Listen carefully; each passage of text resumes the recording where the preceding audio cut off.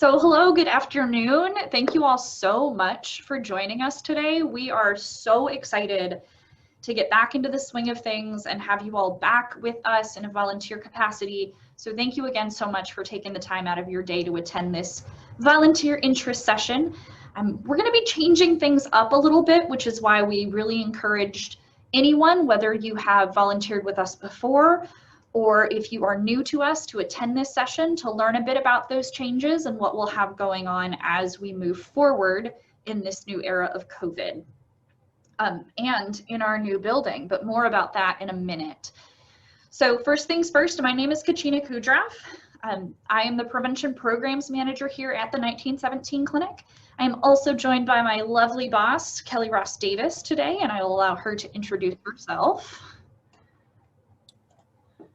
Thanks, Kachina, and welcome also to everybody who is joining us, whether you're watching today or watching a future recording. We are glad that you are interested in learning more about the possibilities of getting involved at the 1917 Clinic, or staying involved. And I'm sure many of you are familiar with the wonderful Shirley Selvage. She is taking some time off to rest today, so we're going to send her some restful, healing vibes and hope that she's back and ready to work with us for the rest of the week. But she, of course, is available to answer questions via email if you have a good connection with her, and she'll be your contact for a lot of these opportunities that we're going to be talking about today. So just keep that in mind as we move through. Now, I will say I'll be doing the majority of the talking through these slides. So if you ever need me to slow down, answer a question, anything like that, please just let me know. You can do that either in the chat box or unmute yourself and just let me know that I missed something or you have a burning question about that. That's totally fine. Kelly's going to be helping me out on the tech side a little bit, so if you're coming in late, she'll let you in from the waiting room. She'll be checking that chat box for me, making sure that I am not missing any of your wonderful comments. But with that, let's move on ahead. So just a quick little agenda for our meeting today. We are going to start out with a bit of an HIV 101, and I know some of you are already very familiar with this, but I want to make sure that we're all on the same page moving forward, and so that we're able to really talk about these opportunities in the context of HIV itself. We'll move on and talk a little bit about the history of HIV and how that relates to the history of 1917 Clinic.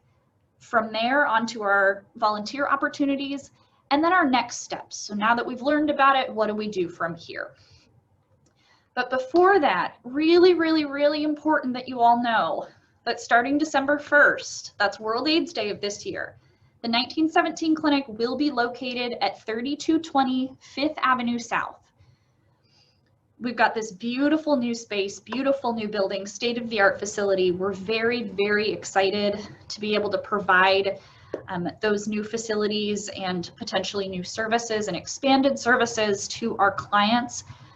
And we really need all of your help to make that happen. So a lot of the positions that we're going to be talking about today very much take into the context of this new building and the needs that we're going to have around that.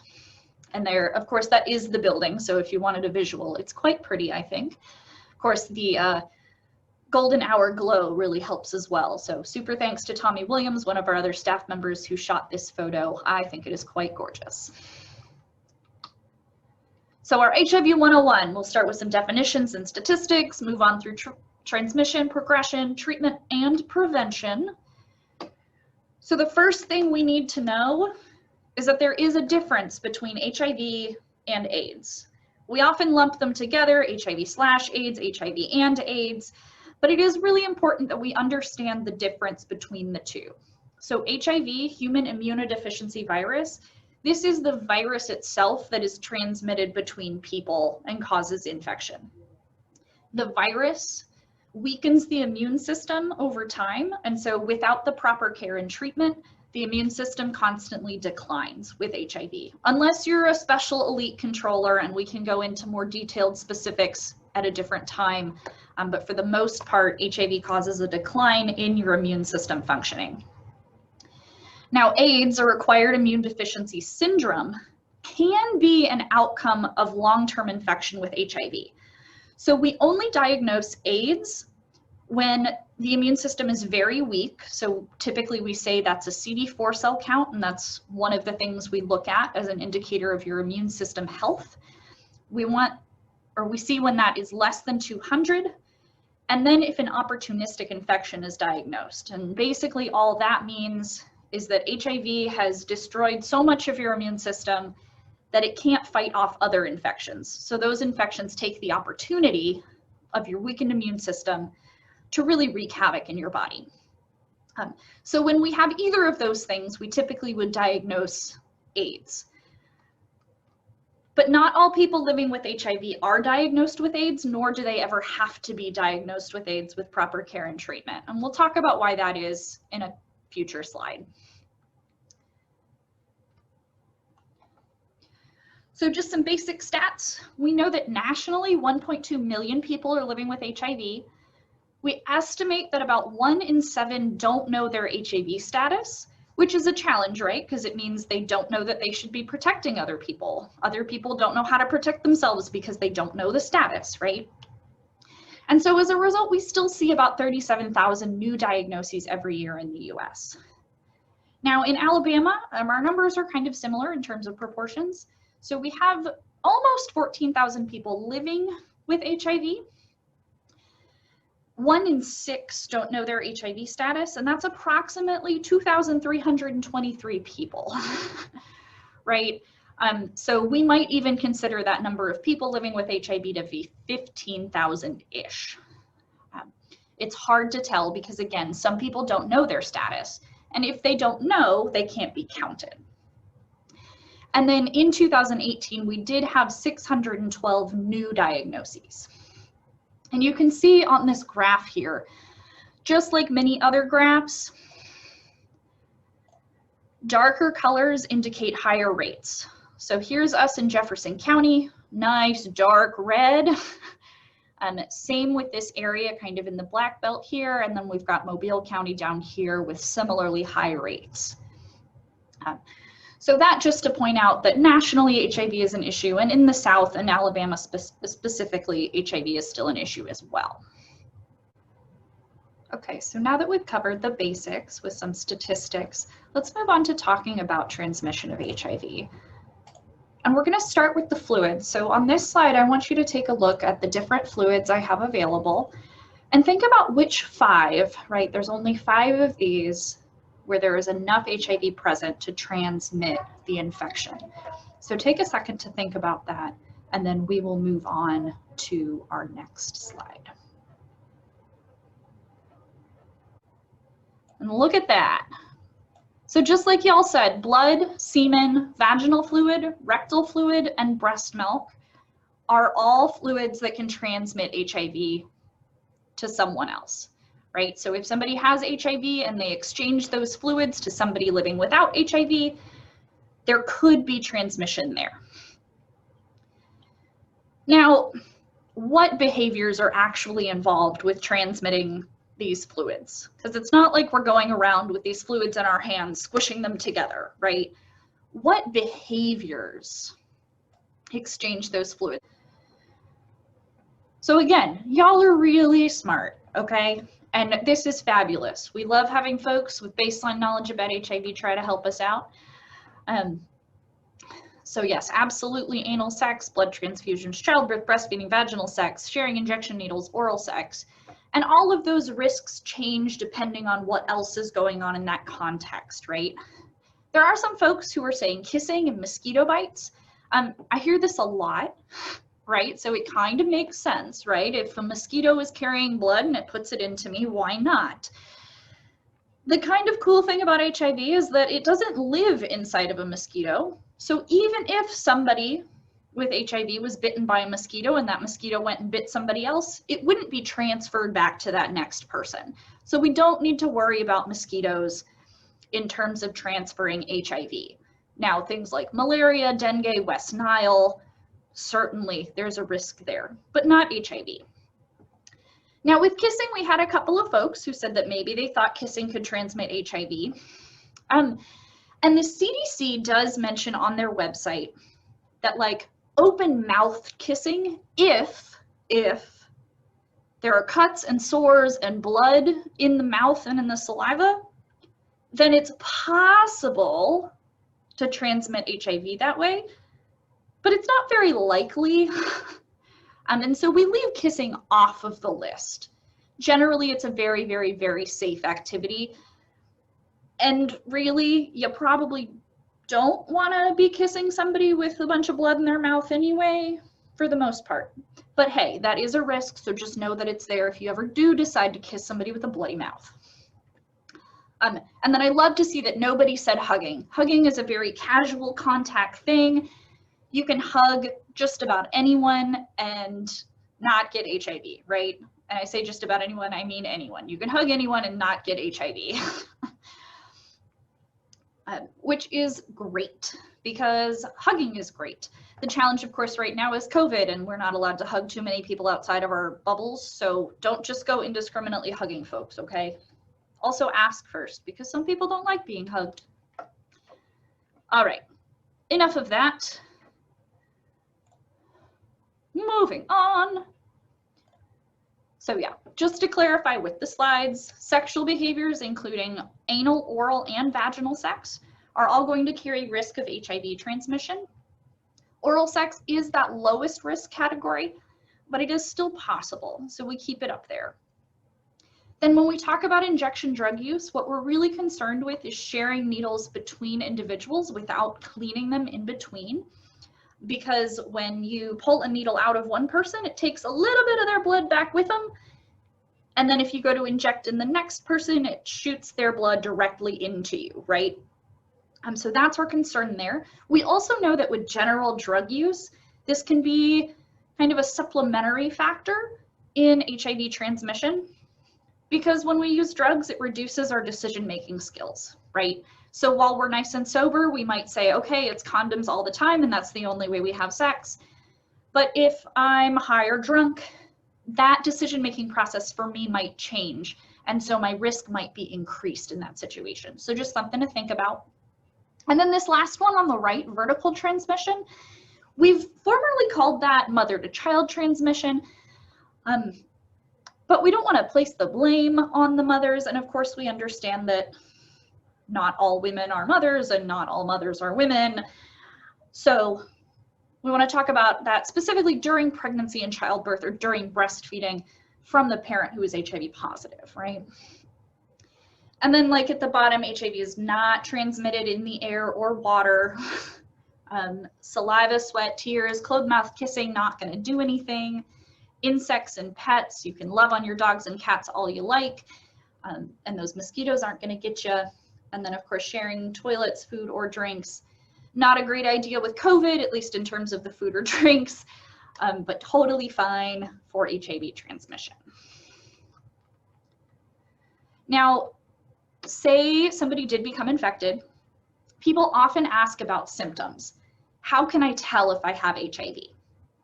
Well, some people within 2 to 4 weeks after an infection will have flu-like symptoms, and we call these acute HIV symptoms. Now, the challenge with acute HIV symptoms is that they feel very much like the flu. And so some people just say, well, I'll just stay home, it'll be fine, and they don't go get tested, right? So you can't really tell that it is HIV specifically. You might confuse it for something else. And then a lot of people won't experience those acute infection symptoms or any visible effects at all until much later in the progression of HIV. This could be up to 8 to 10 years before they start noticing any changes in their body that would lead them to seek help and care, right? So it's super, super important to go get tested. It's really the only way to know for sure that you have HIV. And testing is super easy now. So here at the clinic, we offer a couple of different rapid tests. One of them is a finger stick test, like shown on the left. The other one is this oral swab test, like it's shown on the right. Now, if we were to do any confirmatory testing or follow-up testing, or if you were to go get tested at your healthcare physician, or even at the health department or some other organizations, they might draw blood. But all of these tests are typically going to be looking for antibodies. Some of them will be more specific and look for antigens or viral particles themselves. It really just depends on where you are and what point of the process you're in. Now we need to talk a little bit about how HIV progresses in your body. So if you're able to follow along on this slide, I'll use my little pointer here. And we'll take a look at this blue line. So this blue line represents our viral load, or the amount of HIV that's in our blood. So when we first become infected, that viral load skyrockets. HIV is just replicating and replicating and replicating. And your immune system reacts. Okay, so this is when you start to see that acute infection period, right? Your immune system is reacting, it's causing all of those symptoms to try and take care of the HIV that's in the body. And it does an okay job, and it causes the virus to level off a bit, right? So it's just kind of a slow, steady increase. And again, here for years, where we're not recognizing any symptoms or any side effects. Unfortunately, our immune system is declining more rapidly and at the same time that your viral load is increasing. And once those two kind of cross over and we get to this further out time point, the HIV replication rate rises quickly again, right? Because you don't have good immune system functioning to fight it off. Now, this is the natural progression of HIV. And what I mean by that is that this is what HIV does if we don't interfere. But if we do, if we're able to get somebody on treatment, we can drastically slow the rate of HIV replication. So again, this blue line is our viral load. And we're gonna say that this person started taking their medication at about the 2.5-year mark after their diagnosis. And look how that drops, right? Essentially, the medication is taking care of the HIV for you so that your immune system, which is the black line, right, can rebuild itself and keep you nice and healthy over time. And this is why we say that people living with HIV can live long, healthy lives. Why they never have to be diagnosed with AIDS, right? Now, just for clarification, and in case you're curious, even if we were to start somebody on medication here, right? So if we go back a slide, if we started medication here, we could still change this. We could still bring this person down to undetectable, and we could still help their CD4 cell count climb back up. So no matter where you are in the progression of your HIV, there are still treatments and medications that are available to help you still live a long, healthy life with the infection. Now, what's really cool, what's really cool to me about viral suppression is that it's also a form of prevention. So if folks living with HIV take their medication every day as prescribed and it's working the way it's supposed to, they'll achieve that viral suppression, and their risk of transmitting HIV to other people is essentially zero. I mean, like, you're more likely to get struck by lightning than you are to get HIV from somebody who has a suppressed viral load. And sometimes we call this being undetectable. And so what has really emerged from this movement and this information is this idea of U equals U, or undetectable equals untransmissible. And let me tell you, this is a game changer. So many of our testing clients, when they come in, whether they test positive or they're just worried about the results coming back, we often hear them say, well, I'm never gonna have sex again. And I sit there and I'm like, okay, well, you might be feeling that now. And when that changes, we have some really great news about how you can live your sex life in a safe and pleasurable way. And part of that is U equals U, undetectable equals untransmittable. But of course, that's not our only prevention method, right? We have so many different options, so many things that can help reduce our risk in the long term. Of course, choosing not to have sex works, right? If we don't have sex, we can't get an STI. We can't get pregnant. We can't potentially have our feelings hurt, right? But sometimes we're willing to take some of those risks because sex is fun, and it should be fun. So when we do choose to have sex, we need to think about these other prevention methods as well, like regular STI testing. By itself, the testing doesn't really prevent anything, but we do know that getting tested and treated for other STIs can reduce your risk for HIV. So important to have a regular testing plan. We talked about sharing needles and how it's the most direct route of blood-to-blood contact. So we want to avoid sharing used needles if at all possible. Wearing condoms, of course, has been the standby since the beginning of the epidemic. And if people would wear them all the time, we wouldn't have an issue anymore. But people don't like condoms, and that's okay. So we have other options too. We talked about U equals U, and then on the same medication type standpoint, we've got PrEP and PEP now as well. So for those of you who are familiar with birth control, PrEP is kind of like birth control. You take it one pill once a day to prevent HIV, whereas PEP is a set of pills that you take after a potential exposure, kind of like Plan B or emergency contraception. And then finally, and I think probably the most important one here, is communication. Not only do we need to communicate with our partners about our risk and about our status and about how we want to reduce risk, but we also need to communicate with each other and our communities, because there is so much misinformation about HIV out there that it creates stigmas and barriers to people getting in care and living long, healthy lives.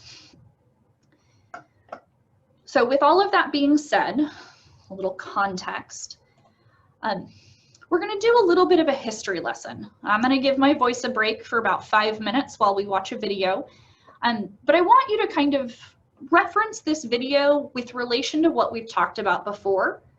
And then afterwards, I would love it if you would let me know what was interesting to you about the video. Was there anything different between the video and maybe what I said? Could you see how stigma impacted some of the folks here? So I'm going to go ahead and move us into this video. This is AIDS at 30, the US epidemic. This is from the Kaiser Family Foundation, and they put it out, I want to say in 2011 is when AIDS at 30 was. We're getting close to AIDS at 40 now, so it's a little outdated, but bear with us.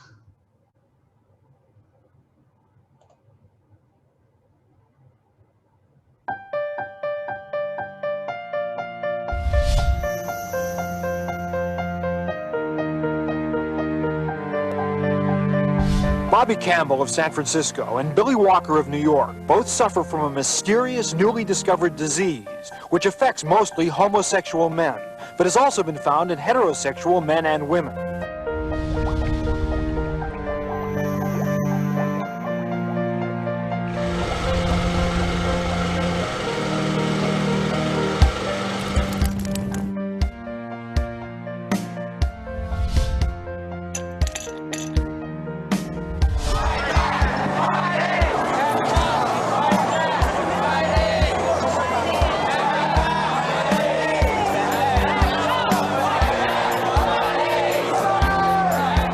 We've declared AIDS public health enemy number 1.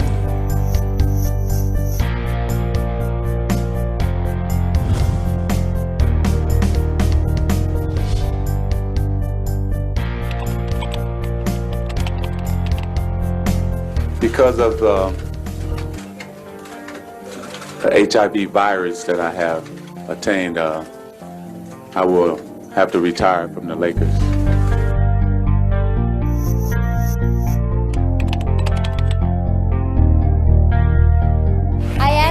Republican Party to lift the shroud of silence which has been draped over the issue of HIV and AIDS.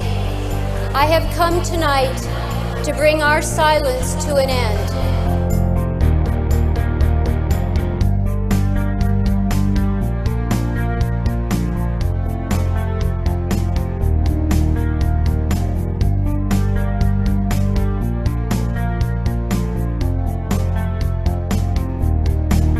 It came as a shock to sports fans, to everyone. I do have AIDS. But experts today agreed. When Greg Louganis was wounded at the '88 Olympics, there was almost no chance the virus could have spread to other swimmers in the pool.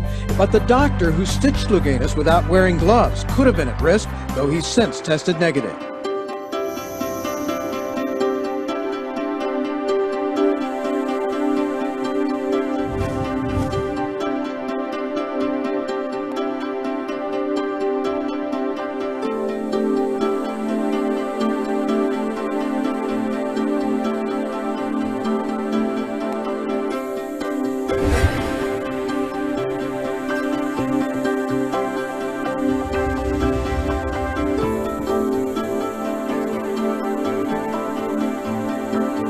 A strong new recommendation today from the Centers for Disease Control that has to do with AIDS testing. They're saying an AIDS test should be a routine part of a doctor's visit for every American starting at age 13. We will have a vaccine, but it will not be a vaccine that anybody can feel 100% protected. So I have to be honest with you, there just is not a crisp yes or no answer. The level of new HIV infections in the United States was higher than had been previously known.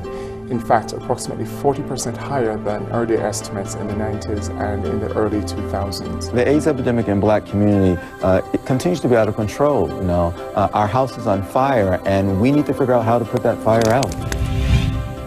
It's a step that will encourage people to get tested and get treatment. It's a step that will keep families together, and it's a step that will save lives.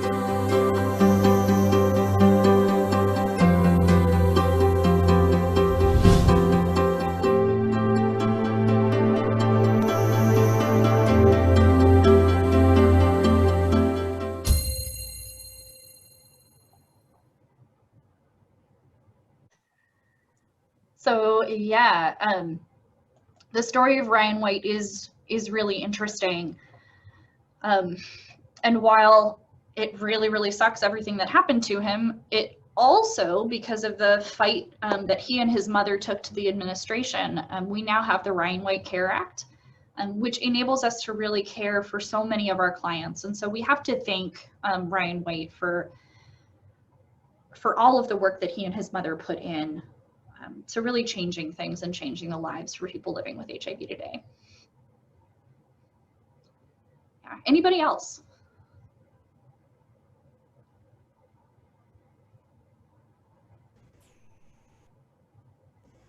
I think given the current context of COVID, that Ryan White really highlights the stigma surrounding infectious diseases.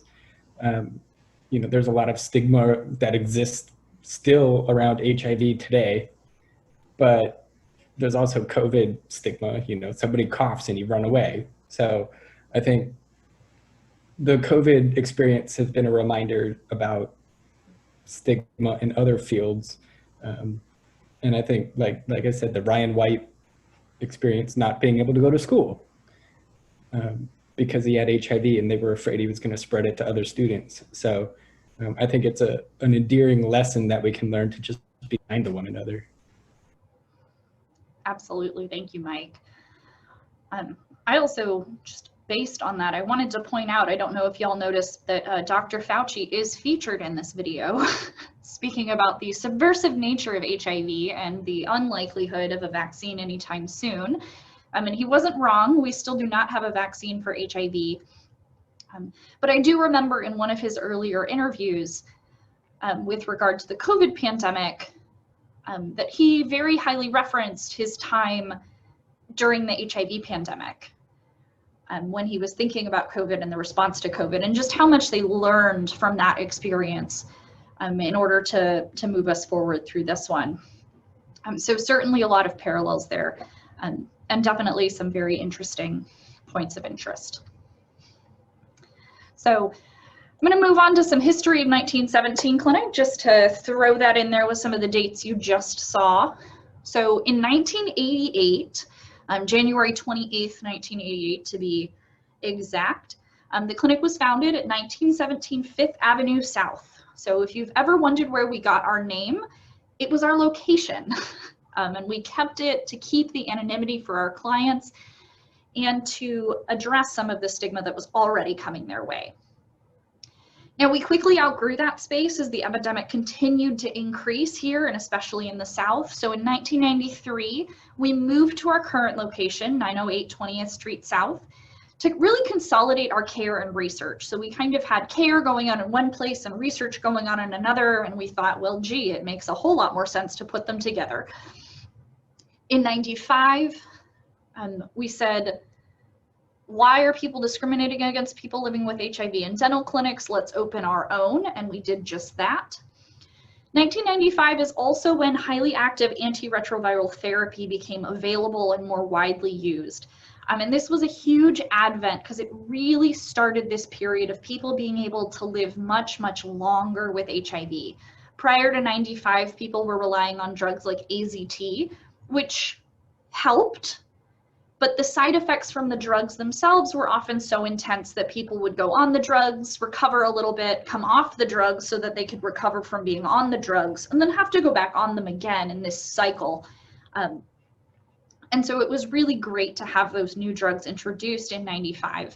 And of course, we've made a lot of progress since then, to the point where many of our clients and most folks who are newly diagnosed are now able to be on just 1 or 2 pills once a day. So that is a huge change, going from a handful of pills every 4 hours to just 1 pill, either in the morning when you get up or at night before you go to bed, right? So hopping forward to 2013, we unfortunately saw the closing of St. George Clinic at Cooper Green, but we were very lucky to be able to help get all of their clients situated either here with us or with other providers throughout the area. But it was a big time of growth for our clinic. We were doing many, many new patient orientations each day. I even got to help out with that, and that's not even in my job description. So it was fun, and I learned a lot. In 2014, we were able to open a PrEP clinic. And this was the first time we were ever really able to serve people at risk for HIV from a medical care perspective. We had been doing HIV testing for a very long time, providing educational programs and condoms, but this was the first time we were able to see folks in clinic and actually prescribe something for a prevention service. And then jumping forward another 6 years to 2020, we are moving. So we're opening on World AIDS Day, again at 3220 Fifth Avenue South. This is going to be so incredible for all of our clients. We are incredibly excited. But if we seem a little frazzled in the next few weeks, it's because we're trying to pack and it's very complicated. So, but that's one of the reasons we are having this info session now, is because we want to be able to get some of you onboarded before this December 1st date, so that we can have y'all ready to go, providing smiling, warm faces to really welcome in all of the folks to our new space. Of course, something we're really proud of here at 1917 is the amazing number of services we are able to offer to our clients living with HIV. So in addition to just first-rate medical care, we have a pharmacy on site, dental clinic, specialties for endocrinology, hepatitis, neurology, nephrology, pain, mental health services, women's health, linkage and retention, social services, nutrition. I could keep reading them. I don't need to. And basically anything that we're not able to offer, our social workers and other staff do their very best to connect folks with other organizations that can provide those services. So we really want to make sure that we can help out our clients in kind of all areas of their lives. And then for our folks who are not living with HIV, like we mentioned earlier, we've been doing testing for quite a long time, and we offer that in individual and testing together formats. And that can be either here in clinic where folks just walk in, or before COVID, we used to do events where we'd go out into the community and provide tests. We also started our PrEP clinic in 2014, like I mentioned. We offer that on Friday afternoons, and appointments are required, so keep that in mind. We also give out a lot of condoms. So over 50,000 distributed each year, and that doesn't count some of the more specialty type condoms. So those are just the ones we receive from the health department. and not inclusive of everything we have on stock. And then finally, community education and outreach through presentations and lectures, through our SHAPE, or Sexual Health Awareness Through Peer Education program, and then collaboration with community partners. So we do a lot, and we need you. Like, we need you, okay? Not only to help us fill some of the needs in our clinic, but also to just help us be warriors against stigma, right? So we provide this HIV 101 and Clinic 101 at the beginning so that when you're out in the community, you can say, hey, no, that's wrong. Here's the actual information. But why don't we focus on more of the concrete things that we need you to fill positions for, shall we? So first, this is our longest running volunteer opportunity, and many of you have already served in this role, so thank you so much for that. But our clinic hosts are really there to be friendly faces in the waiting room. Waiting rooms in doctors' offices can be kind of scary and anxiety producing, and sometimes just having somebody who's there to talk or answer questions that isn't a staff member or front desk person can be very helpful. And so we're really looking for folks who are friendly, calm, compassionate, non-judgmental, right? A lot of the qualities that you have already shown just by registering for this and showing up. And most of these roles are going to be a time commitment of about a 4-hour shift once per week. Depending on schedules, that might be once every 2 weeks, but generally 4 hours once a week. So our next opportunity is a new opportunity because of a new space and a new service that we're able to offer in the new clinic. So in the new clinic, we're going to have a patient resource center that's going to have a couple of computers, all of our condoms and brochures and information, some little work tables. And so we're really going to need folks in that room just to kind of supervise and make sure that it's a safe and educational environment, right? So it's going to be helpful for this person to be friendly, compassionate, non-judgmental, patient, right? A lot of the same things. It might also be helpful to have a little bit of computer knowledge. Or this could even be a great opportunity for somebody who has been trained in more of the outreach opportunities, because you could have the chance to, say, educate about condoms or do a condom demonstration for a client who is in the room. This is another new opportunity, our 1917 greeters. If you haven't heard much about the new clinic, I will tell you that our space, or the clinical space, is primarily located on the 2nd floor. So of course, when people come in, we'll have signs, but it can be really nice just to have a friendly face that's able to give you directions, right? Or like say, hello, welcome to our building. Who are you looking for and how can I help you get there? So again, we need friendly, compassionate folks and folks who are attentive and able to give directions, right? These folks are going to be stationed at the main entrance. So we're also going to be on the lookout, you know, for folks who should or shouldn't be there. And again, this is going to be that 4-hour shift once per week. And then this opportunity is our birthday callers. We've had a handful of these over the years, and we're really trying to streamline the process. But the reason we do this is that back when the clinic first started, many of our clients weren't living to see their next birthday or the birthday after that. And so we thought it was really important to celebrate any birthday that they achieved, right? And for the most part, our clients are going to live long lives with many birthdays ahead of them. But who doesn't like a little birthday message? So we would love volunteers to just come in and call folks who are having a birthday that week to wish them a happy birthday on behalf of the clinic. Of course, a successful birthday caller will need to be comfortable talking on the phone. So if you have phone anxiety, this is probably not the position for you. Now, I know some of you are thinking, well, what about outreach? What about presentations and events? Yeah, COVID kind of put a damper on that. So while normally we would also be recruiting for SHAPE educators and really highlighting the course, which I'm realizing I should have put a flyer in for, or just general outreach volunteers and HIV test counselors, COVID is making it really hard for us to make sure that we can keep all of you safe. And so until we have a better safety plan in place or better practices that allow us to maintain that safety, we're going to have these positions on hold. Now, if you're looking for something that's a little bit more, or maybe a little bit less time commitment-esque, the advisory boards might be a better fit for you, or you can do them in addition to your volunteer activities. So if you're a patient, a client here with us, we do have the patient advisory board, which is basically a way for our patients to give feedback to the clinic and to make change in a way that best benefits the clients, right? So if you are a current patient with us and you are interested in serving on the patient advisory board, let us know and we can help you through that process.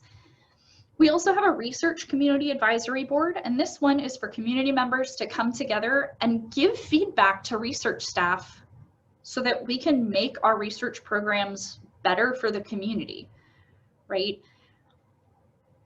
So if you have a head for research, if you like learning about how the research process works, if you're interested in ethics, this could be a really great opportunity for you to learn how to review protocols and provide feedback on the research studies that are coming down the pipe for us. And then finally, we have the United, sorry. I want to make a plug. It's Mike. Thank you, Mike. Yes. Okay. So the Research Community Advisory Board, we've kind of been on pause because a lot of the HIV research has been on pause due to COVID. We are working on getting another meeting scheduled in the coming weeks, probably the second or first or second, maybe third, I don't know, week of November, to talk about what UAB as well as our Alabama Vaccine Research Clinic is doing to combat COVID, with current studies that are enrolling as well as upcoming ones. So if you're on that mailing list, stay tuned. As soon as I hear from Dr. Overton, I'll be sending out an email with registration info. It will be done over Zoom. I think he is in COVID clinic today because he's become like our COVID expert, him and Dr. Sag. So stay tuned. We will be sending that out. There's a lot underway, but also a lot upcoming, both therapeutics, vaccines, you name it, they're trying to study it. So if you aren't on that mailing list, or if you aren't sure, I guess I would reach out to Kachina or Shirley, and they can forward me your contact information, and I can make sure you get included on that. So we are looking forward to getting that kind of back up and running. Excellent. Thank you, Mike. So moving on, the United Community Advisory Board is really a chance for all of the advisory boards. So that includes the Patient Advisory Board, our Research Advisory Board, as well as advisory boards that are specific to other research projects, and then members of our other community organizations like Birmingham AIDS Outreach, AIDS Alabama, and Alethea House. We're able to bring all of those folks together and really discuss our main goal, which is ending the HIV epidemic. And so cross-sharing of the information to make sure that we're on the same page and that we're able to assist each other in the best ways possible. Kelly, did you want to add anything about the UCAB? Well, I think that was a good description. Thank you. So really just a way for all of our volunteers and advisory boards connected to the clinic, but also some of our community partners and our Center for AIDS Research projects to really come together to sort of connect the dots, share information, and it's a nice way to get an overview on lots of different projects, and sometimes to give input on, we'll have folks come to present on specific research or different quality improvement projects and get your input. So if you're interested in community advising, the UCAB is a great place to start as well, because then you can get connected to all of those other groups and kind of decide where you want to put more of your energy. So lots of different options. So what now? What do I do? How do I be a volunteer? How do I get in these advisory boards? What's going on? A lot of you are chatting in the chat box, providing your emails to get added to those listservs, and that is fantastic. But here's some additional information. So step one, check out the website, and guess what? You already did that. I'm so proud. Step 2 is to watch this presentation. So for those of you who are live in the training today, thank you so much for joining us. For those of you who are watching later on, hello.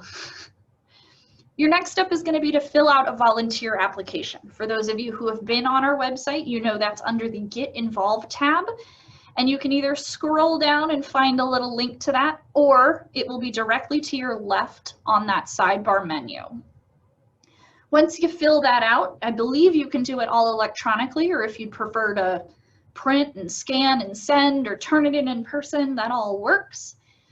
There are those directions on the website and on the application itself. And then what we're going to do, and this is a change from previous years, we're going to select folks to interview. So based on the things you put in your application, based on your interests, the areas that you want to serve in, we're going to select folks to interview to fill these positions. And right now we're looking to fill about 35 positions, I think was our total number. But certainly that might change. But so we'll be selecting a bunch of people to interview with us over Zoom, and those will likely either be with myself or Shirley or both, or maybe even Kelly, depending on how we feel that day. And we'll just go over a couple of things with you to figure out where you think you're the best fit and where we think you're the best fit. And then if that all matches up, we would then place you, right? If we've decided to place you in a position, we will get you started on the appropriate trainings for that position. And then everyone will have some additional paperwork to do. And one thing that is brand new is that we are going to start doing background checks. Now this is common practice for UAB medicine volunteers. And so we thought, well, maybe we should do that too. That would be a good idea. So that background check process is going to happen. However, we're only going to do that after you have been selected, right? We're not going to put all of you through that process. It's just too much.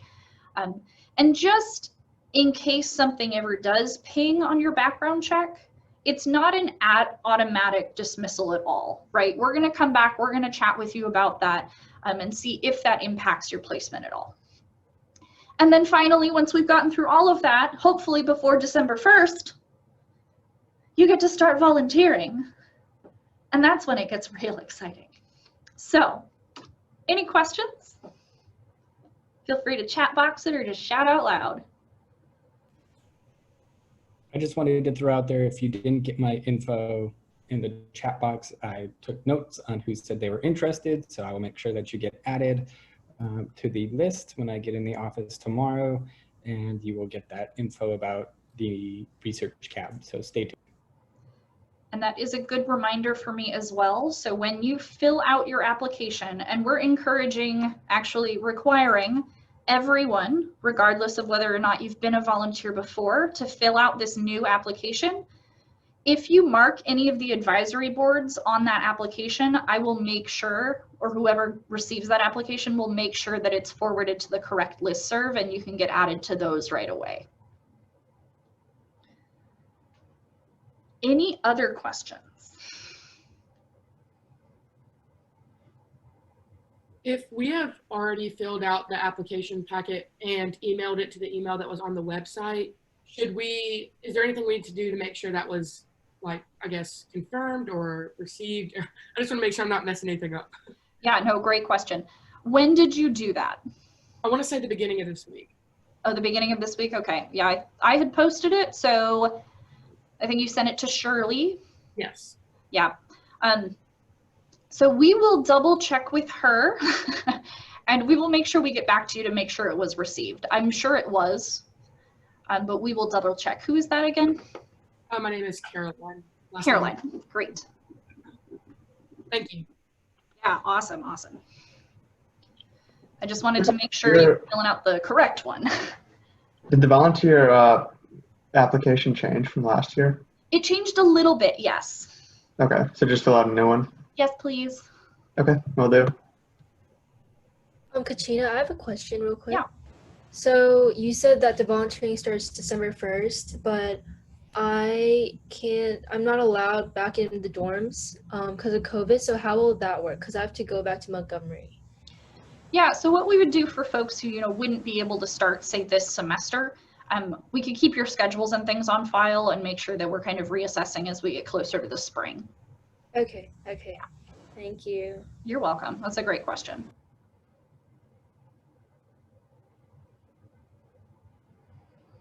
And I guess an add-on to that, the new clinic is significantly farther away from campus and the dorms than we used to be. But there will be parking, and it will be free parking. So if you have a car and you're able to drive down, that will work.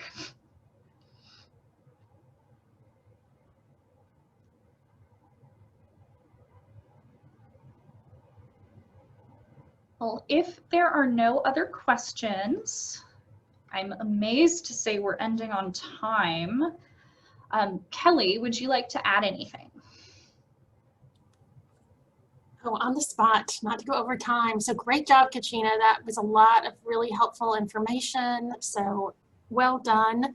And please feel free to stay in touch with us. I can't remember our emails. Kachina, well, the email is on the website for Shirley as a point of contact, and you all are going to love Shirley. If you haven't already met her, we're sorry she couldn't be here today.